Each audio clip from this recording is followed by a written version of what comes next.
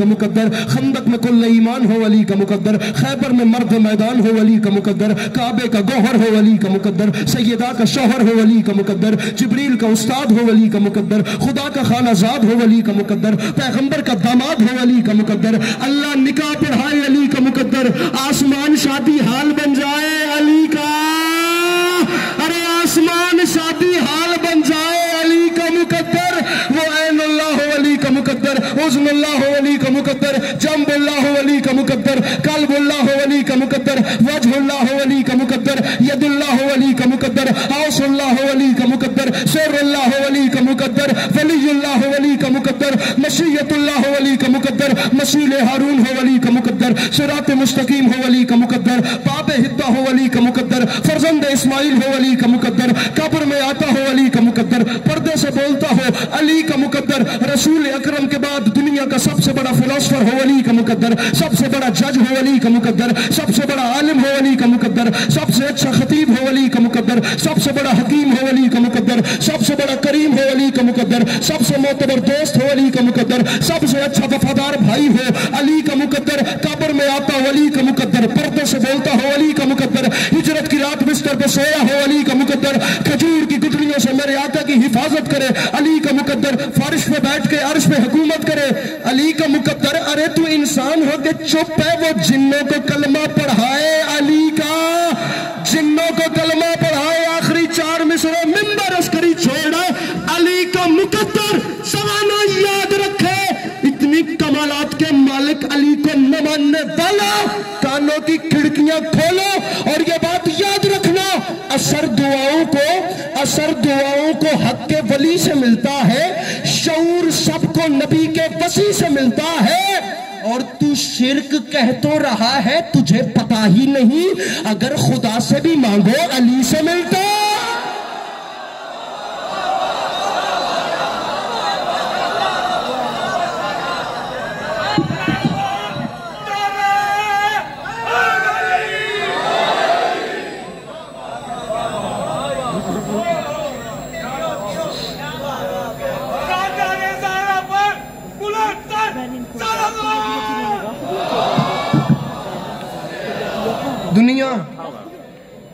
دنیا اگر اس فضیلت کو سمجھ لیتی تو پھر بھائی کو کفن مل جاتا اور بہن کو چادر مل جاتا،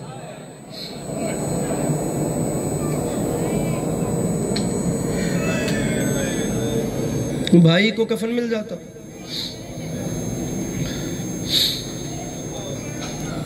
مصرع معذرت چاہتا ہوں، مجھے پورا تو یاد نہیں ہے، بابا حسنین اکبر کا شعر ہے،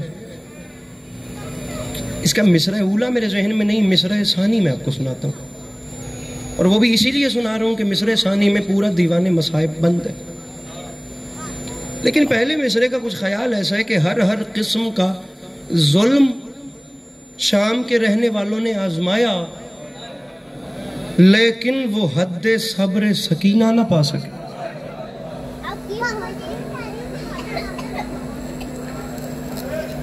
میرے خیال سے شبیہ علم کی برآمدگی ہونی ہے اور یہ یہیں سے ہی ہونی ہے، یقیناً انتظامیہ یہاں پر میری آواز جا رہی ہے، 2 سے 2.5 منٹ کے بعد انشاءاللہ میں آپ آگے لے آئیے، میں اشارہ کروں گا تو برآمدگی ہو جائے گی۔ 40 سال ایک جملے نے سید سجاد کو خون رلایا ہے، اور وہ جملہ تھا ہائے شام۔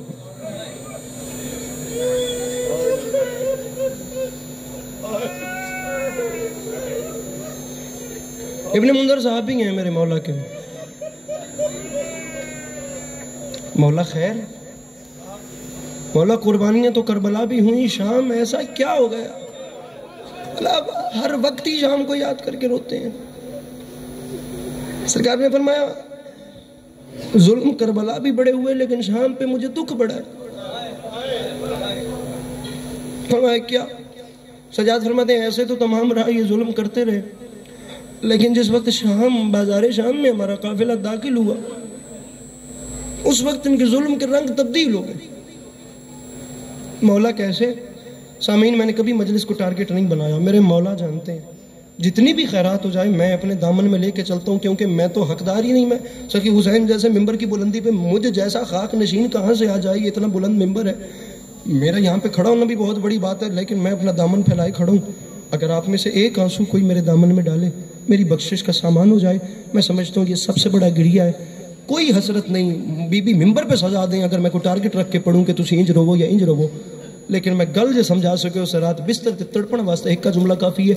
شام میں ایسا کیا ہوا؟ فرماتے ہیں واحد تھا شام کا بازار جہاں جس ظالم کا دل کرتا تھا وہ ایک ہاتھ سکینہ کی زلفوں میں ڈال کے اور دوسرے ہاتھ سے تماچا مار کے کہتا تھا اب بلا عباس کو.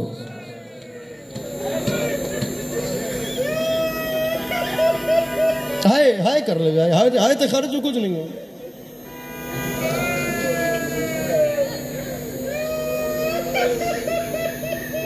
بھائی صاحب ایک کچھ شعر کہے تھے ہم نے 2-3 سال پہلے، میں تبرکاً آپ کو سنا رہا ہوں. خود اپنی ذات کا صدقہ دہر کو بانٹ دیا، علی کے لال نے جنگل میں گھر کو بانٹ دیا. مصرع پڑھ رہا ہوں. سنا جو شام ہے مشکل بلا کے دشت سے بھی، بہن نے بھائی سے کہہ کے سفر کو بانٹ دیا. لمحے کے لیے میرے محترم میں آپ کی آنکھیں دیکھ رہا ہوں. ایک شعر میرے مولا نے میرے دامن میں ایسا ڈالا جو میں بلوہ عام میں کہتا ہوں کہ میں اس کا حقدار ہی نہیں تھا، مجھے ایسا مانگنا ہی نہیں آیا، چونکہ وہ کریم ہے اور ان کے خزانے میں کمی کوئی نہیں. یہ ذرا شعر دیکھیے، ورنہ میری تنگ جھولی کہاں اور اس شعر کی وسعت کہاں. بہن نے بھائی سے کہہ کے، طارق شعر سنی برا بابا جی، سفر کو بانٹ دیا. مصرع پڑھ رہا ہوں. کبھی وہ دیکھیں صغیر اور کبھی علی اکبر، سنا کی نوک پہ شہ نے نظر کو بانٹ دی.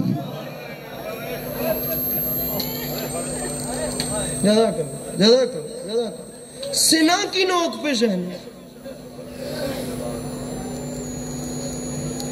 سبھی سے آپ سنتے ہیں کہ کربلا کے میدان سے مشکل تھی شام. میں آج کی شب کے حوالے سے ایک جملہ کہنا چاہتا ہوں. مجھے 2 روایات پڑھنی اور علم کی برآمدگی کروانی ہے. شام کو عام نہ سمجھیے گا، خدا گواہ کر کے کہہ رہا ہوں. شام ایک ایسی جگہ تھی جہاں امام سجاد، امام زمانہ، حجت خدا جیسی شخصیت موجود ہے. خطبہ سید سجاد نے بھی دیا ہے اور ایسا لرزدار خطبہ دیا. فرمایا میں زمزم کا بیٹا ہوں، میں صفا کا بیٹا ہوں، میں مروہ کا بیٹا ہوں، میں اس کا بیٹا ہوں جو شب معراج پردے کے اس جانب سے بولا تھا. انا ابن مکہ و منا، انا ابن زمزم و صفا، انا ابن علی و فاطمہ. میرے امام کا خطبہ ہے، سید سجاد کا گرجدار خطبہ، لیکن 1400 سال سے آج تک صرف علی کی بیٹی کا خطبہ گونجا. پتہ نہیں کس رنگ میں علی کی بیٹی نے شام کو فتح کیا. عبداللہ ابن عفیف میرے مولا علی علیہ السلام کے صحابی ہیں اور مولا کا اتنا بڑا وفادار کہ جس شب علی کو ضرب لگنی تھی 4 نام تاریخ میں ملتے ہیں. عبداللہ ابن عفیف، اصغر اسبق ابن نواتا، حذیفہ یمانی اور ابراہیم ابن مالک اشتر. یہ 4 لوگ وہ تھے جنہیں پہلے پتہ چل گیا تھا کہ کوفے کے حالات صحیح نہیں. علی کے خطبوں میں عجیب سی رکت ہے جیسے کوئی بڑی قیامت آنے والی ہو. یہ شب ضربت پہلے سے علی کے دروازے پر آ کر خود سے پہرا دے رہے تھے اور انہیں مولا نے سلام کر کے واپس بھیجا تھا، جاؤ امام تم پہ راضی ہے. ان میں ایک نام ہے عبداللہ ابن عفیف. یہ اتنا بڑا علی کا جانثار تھا. اس کی ایک آنکھ میں تیر لگا تھا جنگ صفین میں، اس کی دوسری آنکھ میں تیر لگا تھا جنگ نہروان میں. اس نے دونوں آنکھیں علی کی راہ میں قربان کر دیں. لیکن جس وقت علی کی بیٹی نے خطبہ دیا تو یہ وہاں موجود تھا. اس کے ساتھ اس کا چند سال کا پوتا تھا. اس نے پوتے کا شانہ ہلا کر کہا تھا مجھے سمجھ نہیں آ رہی یہ 21 سال بعد علی واپس تو نہیں آ رہے.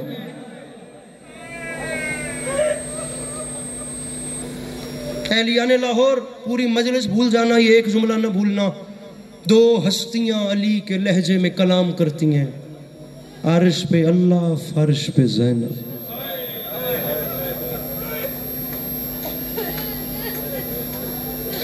جو امام زمانہ کو شام کی راہوں میں ایک ایک موڑ پہ رائے دینا، اسے زینب عالیہ کے. سرور نواب سرور صاحب کا شعر تھا، فرما گئے تھے اس طرح زینب دلگیر ہے سجاد کے ساتھ جیسے بیمار کے ہاتھوں میں عصا ہوتا. ابن منذر کا سوال تھا مولا ہر وقت شام کیوں، ایسا بھی کیا ہوا؟ سرکار فرماتے ہیں ایک دن میں کتنی اذانیں ہوتی ہیں؟ کہنے لگا 5۔ امام نے فرمایا ابن منذر، شام کے بازار کی سجاوٹ کے انتظار میں میری پھپھیوں نے بازار کے باہر کھڑے کھڑے 17 اذانیں سنی۔